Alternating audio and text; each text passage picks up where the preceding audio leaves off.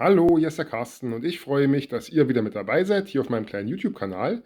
Wie ihr seht, bin ich heute wieder im Mittelalter unterwegs. Ja, und was soll ich sagen? Es wird ein bisschen sehr fantastisch. Ihr könnt gespannt sein.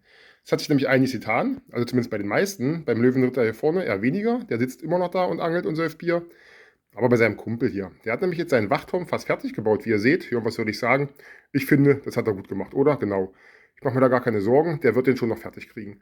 Was auch fertig ist, ist hier der Weg. Da sind mir beim letzten Mal so ein bisschen die Steine ausgegangen. Das hatte ich jetzt noch nachgeholt. Und auch das Flussufer von beiden Seiten ist fertig. Alles schön grün. Das passt soweit. Bleibt noch diese etwas hässliche graue Lücke hier, die noch nicht fertig ist. Da werde ich mich jetzt mal als erstes dran machen. Ich denke, das werde ich im Speedbild bauen. Und danach melde ich mich nochmal in Live. Es gibt nämlich noch ein bis zwei weitere bahnbrechende Neuigkeiten hier von der Lego Mittelalterwelt. Also, bis gleich. So, und dann kann es auch schon losgehen mit dem Speedbild. Kamera noch hingestellt und einmal die Baseplate gedreht. Einfach nur, damit ich besser rankomme. Und jetzt kann es schon losgehen.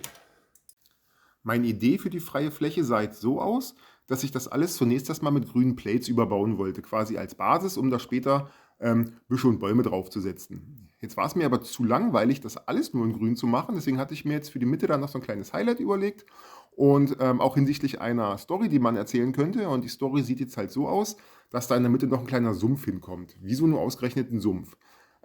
Die Löwenritter haben ja ihren Wachturm da und kontrollieren die Leute. Ja, und wenn die Leute halt eben ihren Zoll und ihre Steuern nicht bezahlt haben, dann werden die von den Rittern als Strafe quasi in den Sumpf geworfen und können da verrecken.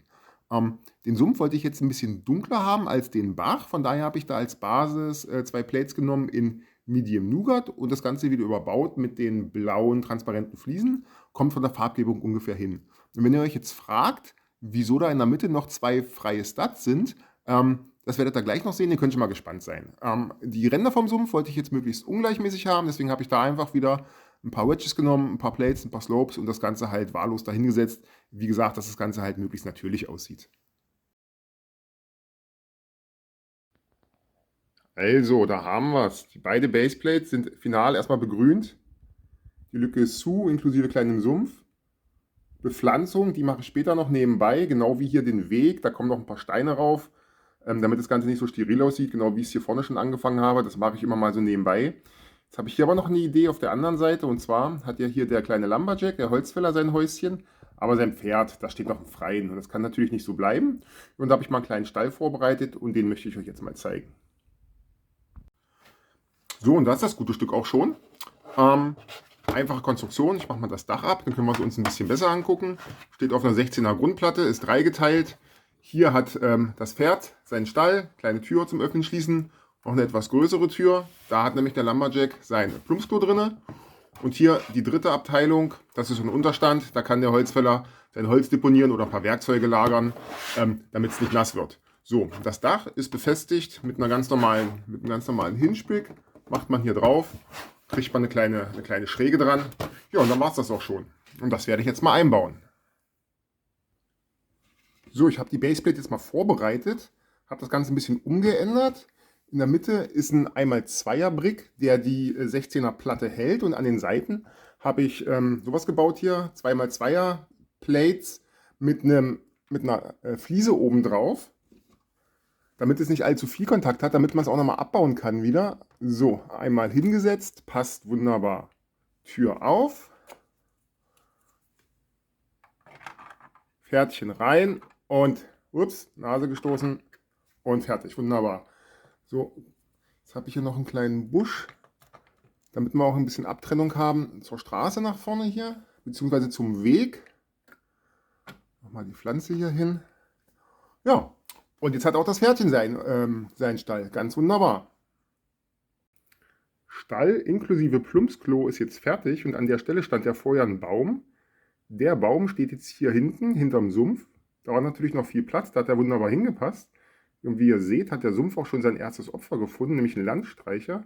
Er hatte versucht, sich an dem Wachturm der Löwenritter vorbeizuschleichen, hat er nicht geschafft. Die haben ihn aufgegriffen und jetzt erstmal in den Sumpf gesteckt. Mal gucken, wie es mit dem weitergeht. Und mir ist aufgefallen in der Zwischenzeit, dass ich vorne eine relativ große kahle Stelle habe. Da kommt jetzt noch ein Baum hin. So, ursprüngliche Idee war ja, dass das Haus vom Lumberjack mitten im Wald steht. Und diese Idee werde ich auch weiter verfolgen. Das heißt, ich werde in regelmäßigen Abständen immer noch mal ein paar größere Bäume hier links und rechts pflanzen, damit es halt, wie gesagt, auch irgendwann ein echter Wald wird. Auch der kleinste Wald braucht Platz zum Wachsen und den Platz habe ich hier gerade nicht mehr so richtig, deswegen habe ich die Mittelalterwelt mal eben verdoppelt und noch 2 neue Baseplates dazu gepackt und ihr könnt vielleicht sogar schon meine Idee erkennen. Der Bachlauf wird hier noch ein bisschen weitergehen, dann wird er hier hinten in einen etwas größeren Fluss münden und die Idee dahinter ist, dass alles links hier vom Bachlauf quasi das Gebiet der Löwenritter ist und am anderen Ende des großen Flusses, da geht es ein bisschen wilder zu, da haben nämlich hier diese Kameraden ihr Territorium. Und das könnte sich natürlich anbieten, dass die am Wasser halt auch eine Wasserburg haben. Ich glaube, ihr wisst schon, worauf ich hinaus will. Und alles rechts hier vom Bachlauf ist dann das Gebiet der Black Falcons.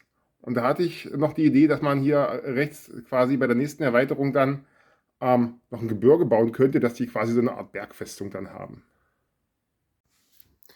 Ja, ich habe mich dann auch sofort ans Werk gemacht und habe angefangen, bei den neuen Baseplates den Flusslauf mal so grob abzustecken. Von der Technik her wird es genau das gleiche wie beim Bach im Vordergrund, halt nur ein bisschen breiter, quasi eine Nummer größer.